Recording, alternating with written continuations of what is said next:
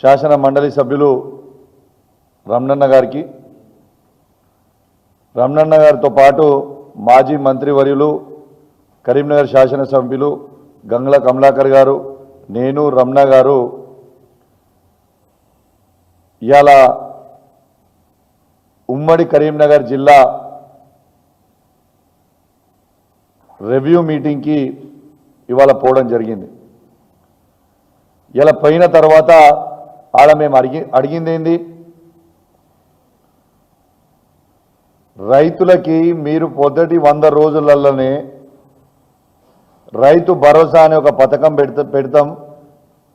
100 రోజుల్లోనే కాంగ్రెస్ పార్టీ అధికారంకి వచ్చిన 100 రోజుల్లోనే మేము ప్రతి రైతుకి పెట్టుబడి కోసం 15,000 రూపాయలు ఇస్తాము అని కేసీఆర్ గారు కేవలం 10,000 రూపాయలు రైతులకి బిచ్చమేసినట్టు ఇస్తా ఉన్నాడని ఆ రోజు రేవంత్ రెడ్డి గారు చెప్పింది ఒక్కసారి గుర్తు చేసినాం. మరి మీరే కదా రైతులందరికీ కూడా 15,000 రూపాయల రైతు భరోసా వేస్తామని చెప్పిండ్రు. మరి వేస్తామని చెప్పిన తర్వాత ఇవాళ మీరు అధికారంకి వచ్చిన తర్వాత ఇవాళ దాకా ఒక్కసారి కూడా రైతు భరోసా అనే పథకాన్ని మీరు కొనసాగించలేదు, వెయ్యలేదు కదా రైతులకి. ఇవాళ దాకా మీరు ఎందుకు వేయలేదు అని నేను అడిగిన. మరి వాళ్ళు వచ్చి దాదాపు సంవత్సరం అవుతుంది. రబీ పోయింది, యాసంగి పోయింది, 2 సీజన్లు పోయినాయి. 2 సీజన్లలో రైతు బంధు అనేది వాళ్ళు వెయ్యలేదు. మళ్ళా ఇప్పుడు వేస్తామని చెప్తా ఉన్నారు, వేస్తారో లేదో కూడా తెలియదు. అది కూడా ఏం చెప్పిర్రు, 12,000 రూపాయలు వేస్తాము, మేము 15,000 వేయము అని మాట మార్చిరు. మరి నేను ఒక్కటే అడుగుతున్నా, మీకు చేత కాకపోతే ఆ రోజు మీరు మాట ఇచ్చి రైతులను ఎందుకు మోసం చేసిండ్రు రేవంత్ రెడ్డి గారు అని నేను ప్రశ్నిస్తా ఉన్నా. ఆ రోజు ప్రశ్నిస్తా ఉన్నా, ఈరోజు అక్కడ కరీంనగర్ కలెక్టరేట్లో కూడా ఇదే అడిగిన. దానికి సమాధానం చెప్పరు. దాంతోపాటు ముఖ్యమంత్రి రేవంత్ రెడ్డి గారు రైతు రుణమాఫీ మేము 100% చేసినామని చెప్తా ఉన్నారు. ఇది పూర్తి అవాస్తవము. మరి నా హుజరాబాద్ నియోజకవర్గంలో ఇవాళ కేవలము 45 నుంచి 50% మాత్రమే రుణమాఫీ అయింది. ఇంకొక 50% రైతులకి ఇంకా రుణమాఫీ కాలేదు. ఖచ్చితంగా మీరు రుణమాఫీ చెయ్యాలి అని నేను 3 మంత్రుల సాక్షిగా మొత్తము అందరి ముంగట మొత్తం అధికారులు ఉన్న ముందల్నే నేను చెప్పడం జరిగింది. దానికి జవాబు చెప్పరు. అదేవిధంగా హుజరాబాద్ నియోజకవర్గంలో దళితులది దళిత బంధు అనే ఒక పథకంని కేసీఆర్ గారు పైలట్ ప్రాజెక్ట్గా తీసుకున్నారు. దాదాపు శాచ్యురేషన్ మోడ్లో 18,500 దళిత కుటుంబాలకి ఇలా దళిత బంధు కేసీఆర్ గారు ఇచ్చిండ్రు. దాని 2వ విడత అనేది మీరు ఆపమని కాపీ ఇచ్చిండ్రు, మీరు ఆపమని ఆర్డర్స్ ఇచ్చిండ్రు. మరి దాని సంగతి ఏంది? మేము 2వ విడత దళిత బంధు ఇవ్వమని అడిగితే పోలీస్ అధికారులు మా మీద కేసులు పెడతా ఉన్నారు, వాళ్ళని ఇబ్బంది పెడతా ఉన్నారు. దీని సంగతి ఏంది అని మేము అడిగితే దానికి జవాబు చెప్పరు. అదేవిధంగా నా హుజరాబాద్ నియోజకవర్గంతో పాటు తెలంగాణలో ఉన్న ప్రతి కాన్స్టిట్యున్సీకి 10 కోట్ల రూపాయలు ఎస్డిఎఫ్ ఇచ్చిండ్రు. మరి ఈ ఎస్డిఎఫ్ కాంగ్రెస్ పార్టీ పైసలా లేకుంటే గవర్నమెంట్ పైసలా అని నేను అడిగిన. ఎందుకు అడిగినా అంటే ఇలా ఎస్డిఎఫ్ అని పేరు పెట్టి ఓడిపోయిన వాళ్ళతోని డిపాజిట్ రాని వాళ్ళని ప్రజలు తిరస్కరించిన వాళ్ళతోని ప్రపోజల్లు తీసుకొని కాంగ్రెస్ పార్టీ ఇన్ఛార్జ్ ప్రపోజల్ మేరకు మేము శాంక్షన్ చేస్తున్నామని ప్రొసీడింగ్ కాపీస్లో వాళ్ళు ఇవ్వడం జరిగింది. ఇదేం పద్ధతి? ఇదెట్లు ఇస్తారు? కాంగ్రెస్ పార్టీ ఉన్న దగ్గరేమో ఎమ్మెల్యేలు ఇచ్చిన కాడ ప్రపోజల్ ఇస్తారు, మా బీఆర్ఎస్ పార్టీ శాసనసభ్యులు ఉన్న దగ్గరనేమో కాంగ్రెస్ పార్టీ ఇన్ఛార్జ్ అని ఇస్తారు. మరి ఈ పైసలే మన కాంగ్రెస్ పార్టీవా అని నేను అడుగుతా ఉన్నాను. ఇలా ఒక్కటే అడిగిన వాళ్ళని, ఇలా మీరు కాంగ్రెస్ పార్టీ వాళ్ళ మీరు మంత్రులు ఉంటే ఉండొచ్చు, కాంగ్రెస్ పార్టీ మీ ఎమ్మెల్యేలని మిమ్మల్ని ప్రజలు ఓట్లేసి ఎట్లయితే ఎమ్మెల్యే గెలిపించిర్రో మమ్మల్ని కూడా ప్రజలు ఓట్లేసి అట్లనే ఎమ్మెల్యేగా గెలిపించిర్రు. ఓ 10 ఎమ్మెల్యేలు మాకంటే ఎక్కువ కూర్చుంటే మీరు మంత్రులే ఆడ కూర్చుర్రు, లేకుంటే మేము అధికారంలో వస్తే మా పార్టీ వాళ్ళ మంత్రులు కూడా ఆడ కూర్చునేది అని బాజాబ్తూ బల్ల గుద్ది మరీ చెప్పిన. ఇవన్నిటికీ సమాధానం ఉండదు. రైతులకి నా వీణవంక మండలంలో జమ్మికుంట మండలంలో కలువల ప్రాజెక్ట్ అనే ప్రాజెక్ట్ని అది 2023లో తెగిపోయింది. దానికి కేసీఆర్ గారి నాయకత్వంలో ఆనాడు డిపిఆర్ 70 కోట్ల రూపాయలు వేసి ఆ డిపిఆర్ తయారు చేసి పంపినాం.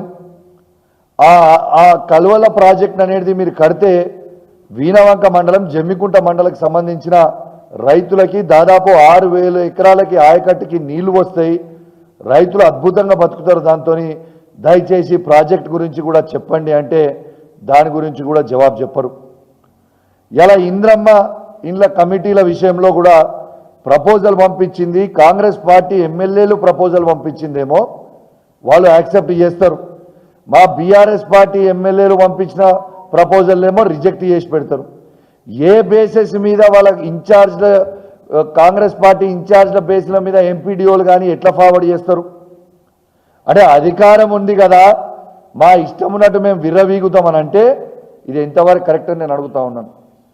ఇదే క్రమంలో నేను ఈ ప్రశ్నలన్నీ కూడా ప్రజల పక్షాన, మా రైతుల పక్షాన, మా దళిత బిడ్డల పక్షాన ఇలా నేను అడుగుతా ఉంటే సిగ్గు లేకుండా నా పక్కన కేసీఆర్ గారి భిక్షతో కేసీఆర్ గారి దయతోని గెలిచిన ఎమ్మెల్యే అయిన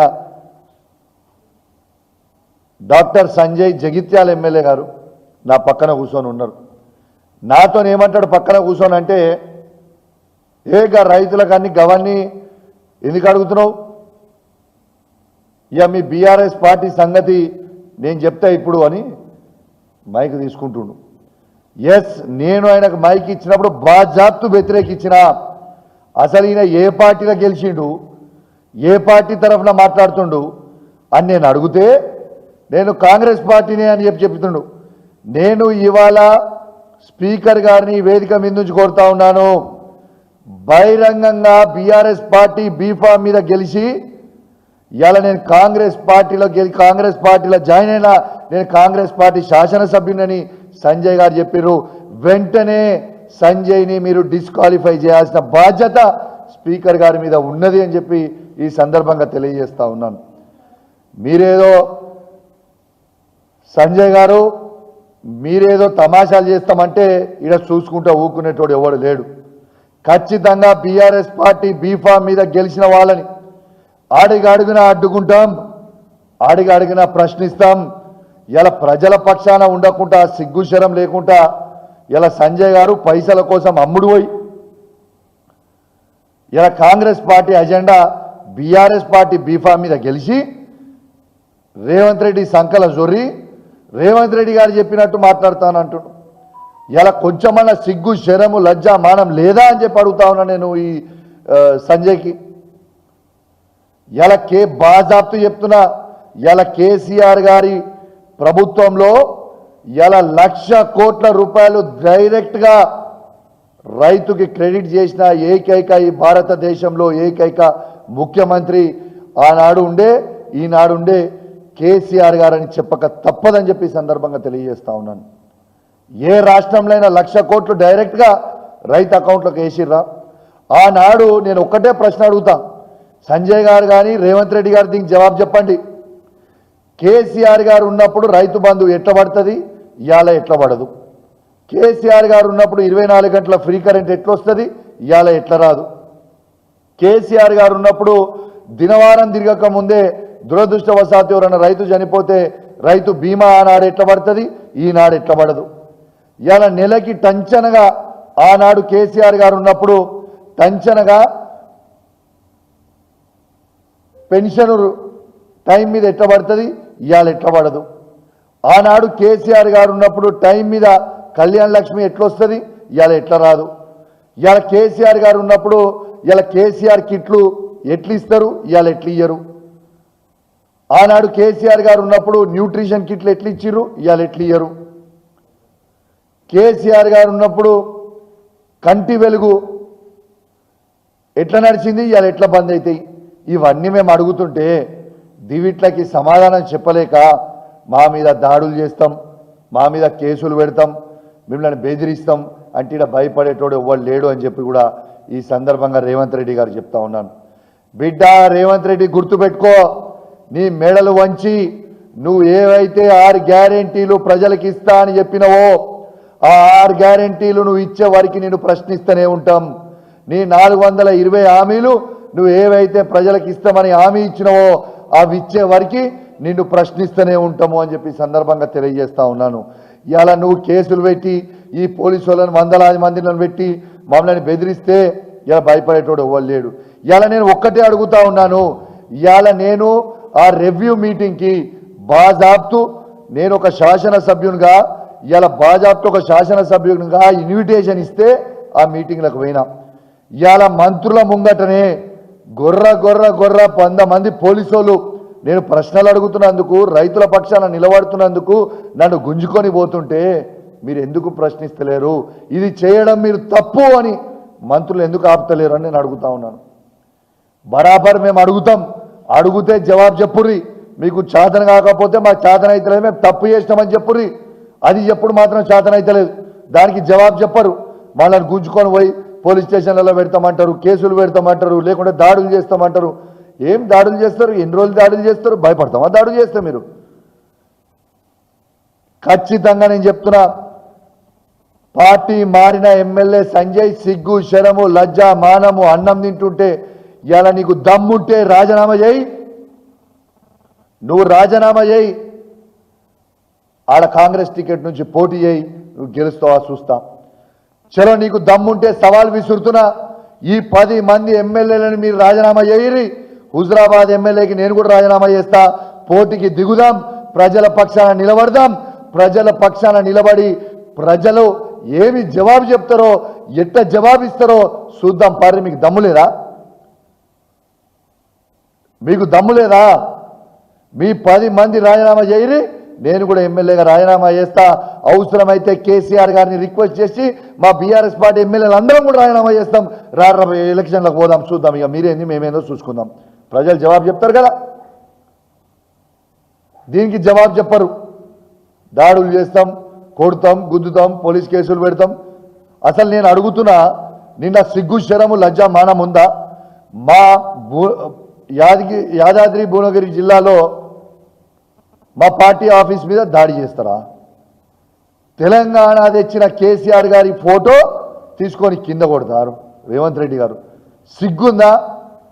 చావు నోట్ల తలబెట్టి తెలంగాణ తెచ్చిన కేసీఆర్ గారి ఫోటో తీసి కింద ఎట్లా కొట్టబుద్ధి అయింది మీకని నేను అడుగుతా ఉన్నాను. ఇలా ఇదే రేవంత్ రెడ్డి గారు కూడా ఆ కుర్చీలో కూర్చుందంటే అది కేసీఆర్ గారి భిక్షనా కాదా? ఇలా తెలంగాణని ప్రపంచంలో గుర్తుపట్టేటట్టు చేసింది కేసీఆర్ గారు కాదా? ఇలా